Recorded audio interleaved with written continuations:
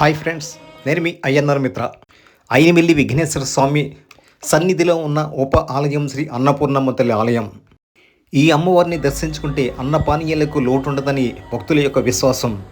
అన్నం పరబ్రహ్మ స్వరూపం అన్నట్లు అన్నపూర్ణదేవి అన్నదాన లక్ష్మిగా, అన్న సంపత్తి నిలయంగా భావించబడతారు.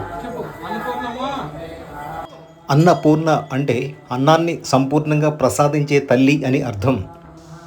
అన్నపూర్ణే సదాపూర్ణే శంకర ప్రాణవల్లభే అనే శ్లోకంతో అన్నపూర్ణదేవిని పఠించాలి.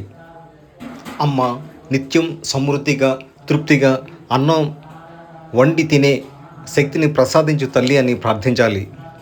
సాక్షాత్తు ఆ శివుని మీదే ఆగ్రహించింది ఈ అన్నపూర్ణదేవి.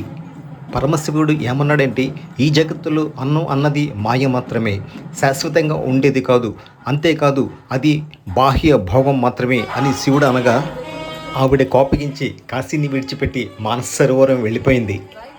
అప్పుడు అక్కడి ప్రజలు ఆకలితో అలమటించిపోయారు. శివుడు తన తప్పిదాన్ని అంగీకరించిన తర్వాతే ఆమె తిరుగు రావడం జరిగింది. అమ్మవారి దర్శనం కనులకు కరుణామృతంగా ఉంటుంది. అమ్మవారి అనుగ్రహంతో ఐశ్వర్యం కూడా కలుగుతుంది, కలహాలు దూరం అయిపోతాయి.